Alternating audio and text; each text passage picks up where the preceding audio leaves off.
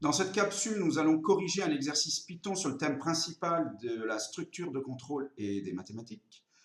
Et en fait, nous allons corriger le dernier de la feuille, qui consiste on part d'une expérience aléatoire, qui est lorsqu'on jette un dé équilibré, on définit, on donne la valeur à la variable aléatoire 1 si le dé donne le résultat 1. Cette variable aléatoire prend la valeur 4 si le dé donne 5 ou 6, et puis 2 sinon. Et donc il faut écrire une fonction expérience en fonction du résultat du dé qui retourne la valeur prise par la variable aléatoire. On va faire ça de ce pas. On va partir d'un code vide et comme on va simuler le jet du dé, il faudra importer, le module random. Et on va initialiser, alors on va l'appeler grand X, la valeur prise par la variable aléatoire, on va l'initialiser à 0. Je vais écrire ma fonction expérience, donc, qui prend comme argument le résultat du dé, que je vais définir, on verra plus tard. Alors, selon les valeurs de D, DE, la variable aléatoire prend des valeurs différentes. Alors, on va démarrer par les valeurs les plus petites. Si c'est strictement inférieur à 2, c'est-à-dire seulement 1, alors ce qui m'intéresse, puisque c'est seulement pour le résultat 1 que la variable aléatoire prend la valeur 1. Donc voilà, je peux l'écrire comme ça, ou D égale 1, hein, comme vous voulez, il n'y a pas de souci. Et là, la variable aléatoire prend la valeur 1. Ensuite, donc il va y avoir un elif, parce qu'il y a 3 situations différentes. On peut là aussi s'y prendre de différentes façons, de différentes manières. On pourrait, voilà, pour toutes les valeurs de DE comprises entre 2...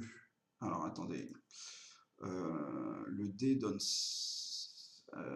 2 pour les valeurs 2, 3 et 4. Donc on pourrait tout à fait prendre comme opérateur logique, comme condition logique, pardon, d'encadrer la valeur de DE, mais on peut également décider que ce soit, puisque les valeurs strictement inférieures à 2 ont déjà été gérées, on prend les valeurs strictement inférieures à 5 qui ne sont pas inférieures à 2. C'est une possibilité également. Alors là, la variable aléatoire prend la valeur 2, et pour le reste, c'est-à-dire 5, 6, elle prend la valeur 4. Là, le else, peu importe ce qu'on a fait précédemment, c'est tous les cas restants. Et puis, il ne faut pas que j'oublie le return. La fonction va renvoyer la valeur de la variable aléatoire grand X, bon, donc return X.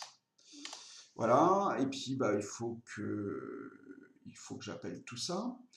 Mais auparavant, il faut que je réalise quand même ma simulation du jet du dé. Voilà, donc j'utilise la méthode randint du module random, comme on l'a déjà fait, et donc on va obtenir un résultat entre 1 et 6. Je le mets dans la variable résul. Je vais écrire dans la console le résultat, parce qu'il faut quand même que je sache si ça marche mon programme. Et puis je vais écrire l'appel à la fonction expérience qui va me renvoyer la valeur de la variable aléatoire suivant le résultat du jet du dé. Voilà. Donc ça, normalement, ça devrait tourner. Alors on va faire quand même plusieurs essais. Alors, lorsque le jet est 3, le résultat de la variable aléatoire est 2. Ça marche. Alors, je vais relancer en faisant F5. Pour 1, ça donne 1. Pour 2, ça donne 2. Pour 4, ça donne 2. Pour 3, ça donne à nouveau 2. Alors, je tente jusqu'à ce que tous les toutes les valeurs possibles. Voilà, 6. Alors, j'ai eu 3, 1, 2, 3, il me manque 5. Pour l'instant, ça marche. Alors là, ça va disparaître de l'écran. Je relance l'affaire.